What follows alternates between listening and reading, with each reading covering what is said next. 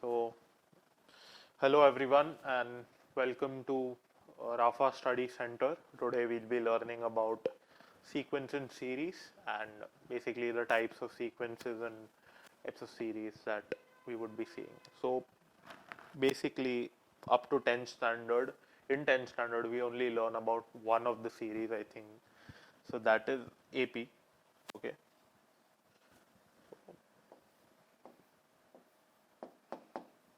Okay. This chapter, that is sequence and series, has more other types of series. One is GP, known as geometric progression. We have an AGP, known as arithmetic geometric progression, and then we have some miscellaneous types of series.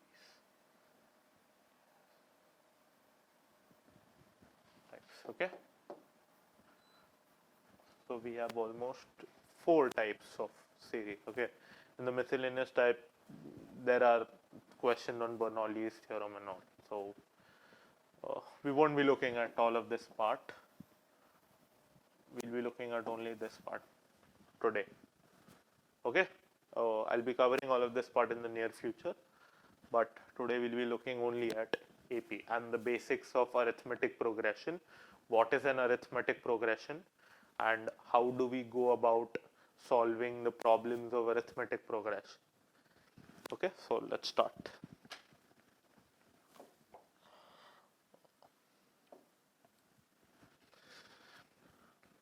Okay, so today we'll be learning about arithmetic progression, that is AP. Okay, and what is an AP? AP is a sequence of numbers, okay, in which there is a first term, okay, and all the other terms are related to that first term.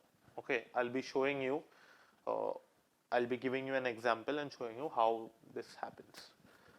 Okay, so let us take a sequence, an AP. So 1, 3, 5, 7, 9, 11, and this goes on up to some n terms, we could say. Okay, so here if we see, okay, we have the first term as 1. This is our first term. Okay, let us call it as T1. People also call it as A1.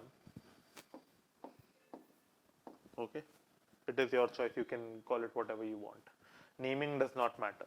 ठीक है, नामकरण से कोई फर्क नहीं पड़ता.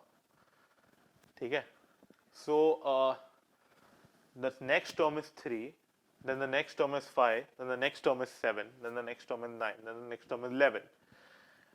Basically what our goal is right now, our goal is to find a pattern that is, taking place to get the other terms. Okay, so if you'll see, a clear pattern is, if you add 2 here, you'll be getting 3. If you add 2 here, you'll be getting 5. If you add 2 here, you'll be getting 7. If you add 2 here, you'll be getting 9. If you add 2 here, you'll be getting 11. ठीक है, सबको समझ रहा है? बहुत easy है. ठीक है, पहला टर्म 1 है. ठीक है, उस पे 2 ऐड किया तो 3 आ रहा है. 3 पे 2 ऐड किया तो 5 आएगा. 5 पे 2 ऐड किया तो 7 आएगा. 7 पे 2 ऐड किया तो 9 आएगा. 9 पे 2 ऐड किया तो 11 आएगा.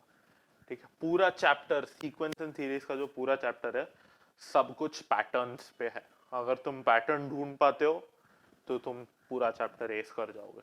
ठीक है, और it's all about patterns. Okay, so what we saw here is that we just need to add 2 to the first term. Continuously we need to keep on adding 2, and through that we can find all of the other terms. Okay, am I clear? Okay, so now that we see that, how can we know that given sequence, कि अगर मैंने तुमको एक sequence दे दिया, how can we know that it is an arithmetic progression or not? ठीक है, कि क्या वो सीक्वेंस एक अरिथमेटिक प्रोग्रेशन है कि नहीं. ठीक है, for example if I give you this sequence, अगर मैं आपको ये सीक्वेंस देता हूँ, जैसे कि 4 हो गया, 8, 12, 16, 20 and so on. How can we determine this is an arithmetic progression? ठीक है, हमें कैसे पता चलेगा ये KP है? सिंपल है, ठीक है, कोई भी दो टर्म उठाओ, ठीक है, कॉन्जिक्यूटिव होने चाहिए। कॉन्जिक्यूटिव का क्या मतलब है? कॉन्जिक्यूटिव, दो कॉन्जिक्यूटिव टर्म्स का मतलब है आगे पीछे के टर्म्स, ठीक है। जैसे मैंने जैसे ये है T1, ये है T2, ये है T3, ये है T4, ठीक है, तो ये सब आगे पीछे के टर्म्स है, कॉन्जिक्यूटिव टर्म्स है, ठीक है। तो कोई भी दो टर्म उठाओ, ठीक है, check the difference of both these terms, ठीक है। और डिफरेंस कैसे चेक करोगे? ठीक है, जो आगे वाला टर्म होगा, लाइक जो फोर्थ टर्म होगा माइनस थर्ड टर्म करोगे, ठीक है। तो अगर आपने T4 माइनस T3 किया, T4 माइनस T3 अगर आपने किया तो वो होगा 16 माइनस 12 जो आएगा 4, ठीक है, क्लियर। और कोई और दो कॉन्जिक्यूटिव टर्म ले लो और उसका डिफरेंस चेक कर लो, ठीक है, कोई भी हो सकता है। जैसे कि अगर मैं ये बोलूं दैट आगे जाके ये बनेगा 96 और 100, ठीक है। मुझे ये नहीं पता कि ये कौन से टर्म नंबर कौन सा है। मान लो ये Tn है और ये T ऑफ n माइनस 1 है, ठीक है। अब मैं इन दो टर्म्स का अगर डिफरेंस लेता हूं, that is Tn minus Tn minus 1 अगर मैं लेता हूं, that is 100 minus 96 which is 4 again, ठीक है। तो अगर क्लियरली मैं देख रहा हूं तो डिफरेंसेस कांस्टेंट आ रहे हैं, ठीक है। दो कॉन्जिक्यूटिव टर्म का जो डिफरेंस आता है वो कांस्टेंट आ रहा है और इसी चीज को हम कॉमन डिफरेंस बोलते हैं, ठीक है। इसी चीज को हम कॉमन डिफरेंस बोलते हैं, सिंपल, ठीक है। तो अब अगर हमें पता चल गया कि what is a common difference, ठीक है, कि कॉमन डिफरेंस क्या होता है, इसको हम डी बोल सकते हैं, दैट इज कॉमन डिफरेंस, ठीक है। अब अगर हमें पता चल गया कि कॉमन डिफरेंस क्या होता है, ठीक है, तो हम पूरा सीक्वेंस डिनोट कर सकते हैं सिर्फ फर्स्ट टर्म और कॉमन डिफरेंस के थ्रू, ठीक है। तो ये लिख लो, ठीक है। उसके बाद अभी नेक्स्ट हम उस पे जाते हैं कि पूरा हम सीक्वेंस कैसे डिनोट करेंगे। चलो, तो पूरा सीक्वेंस अभी हम ऐसे डिनोट करेंगे, ठीक है, कि पहला टर्म, सपोज मैं एक एपी ले लेता हूं ऑलरेडी, ठीक है, 1 2 3 4 5 6 7, ये एक एपी है।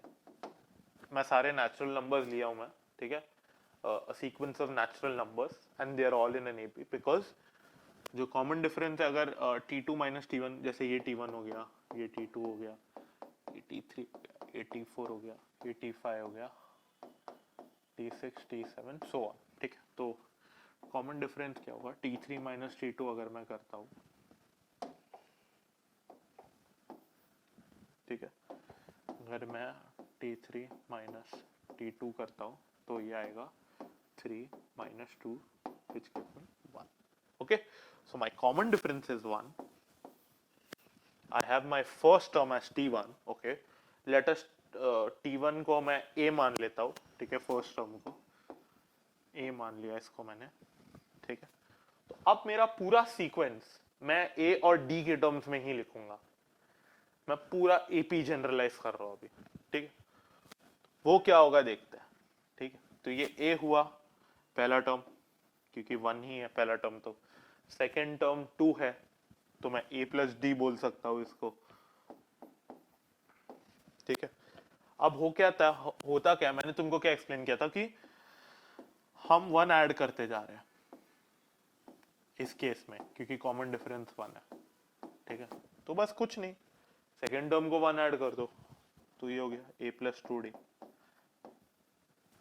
थर्ड टर्म को 1 ऐड कर दो तो फोर्थ टर्म आ जाएगा 1, I mean 1 by 1 I mean the common difference d. Okay, not 1 itself. तो ये a plus 3d हो गया. अब फोर्थ टर्म को अगर मैंने फिर से d ऐड कर दिया तो फिफ्थ टर्म मिल जाएगा. तो a plus 4d हो गया. ठीक है. अब अगर मुझे जनरलाइज करना है n टर्म्स के लिए तो ये मैं कैसे कर लूं कि ये तो कोई भी एपी के लिए हो गया. ठीक है, दुनिया में कोई भी एपी होगी उसको हम इस फॉर्म में लिख सकते हैं. ठीक है, यहां पर a1 है d1 है. ठीक है, इसीलिए ऐसा लिखा जा रहा है. ठीक है, कल a4 होगा d5 होगा तो एपी कुछ और बनेगा. उसमें आपको बस इसमें आपको a4 और d5 डालना है बस. ठीक है, पूरे सीक्वेंस के अंदर. Okay, so now we look forward. अगर मुझे अभी और जनरलाइज करना है कि मैं ये तो अब मेरे को पता है कि ये फर्स्ट टर्म है, ये सेकंड टर्म है, ये पूरा थर्ड टर्म है, ये पूरा फोर्थ टर्म है, ये पूरा फिफ्थ टर्म है.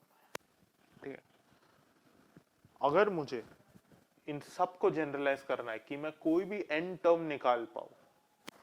ठीक है, अगर मैं आपको n का वैल्यू दे दूं तो मुझे a प्लस डैश d में मुझे n का वैल्यू आना चाहिए. क्योंकि देखोगे तो सब में a तो वैसा ही है. तो कोई भी n टर्म के अंदर a तो आने ही वाला है. ठीक है, सिंपल. तो tn जब मैं लिखूंगा तो a तो आएगा ही आएगा और प्लस भी आएगा कि सब में प्लस आ रहा है. ठीक है, सिंपल है. नाउ अगर मुझे जनरलाइज करना है तो बस पैटर्न देखना है. ठीक है, पैटर्न का लॉजिक मैं बताता हूं. जब यहां पर 2 है तो यहां पर 1 आ रहा है. ठीक है, जब यहां पर 3 है तो यहां पर 2 आ रहा है. d भी आएगा इधर. ठीक है, मुझे बस फिगर आउट करना है d का कोएफिशिएंट क्या होगा. ठीक है, जब यहां पर 2 है यहां पर 1 आ रहा है, यहां पर 3 है यहां पर 2 आ रहा है, यहां पर 4 है यहां पर 3 आ रहा है, यहां पर 5 है यहां पे 4 आ रहा है. मतलब अगर यहां पर एक नंबर है तो यहां पर जो नंबर आएगा वो उससे एक कम आएगा. ठीक है, 2 पे 1, 3 पे 2, 4 पे 3, 5 पे 4. ठीक है, बहुत इजी है समझना ऐसे देखोगे तो. ठीक है, तो इसीलिए अगर यहां पर n है तो यहां पर n माइनस 1 आएगा, एक कम इंटू डी. तो ये बेसिकली एपी में अगर मैंने आपको एक एपी दे दिया उसके अंदर कोई भी टर्म निकाल सकते हैं हम. ये उसका फॉर्मूला है. ठीक है, तो मैंने अभी तक यहाँ पर आपको सारे एक्सप्लेन कर दिए. मतलब मेनली एपी क्या होता है, एपी को जनरलाइज कर दिया. ठीक है, और वहां से लास्ट टर्म कैसे निकाला वो भी पता चल गया हमें. ठीक है, तो यहाँ पर अभी के लिए एंड करते हैं.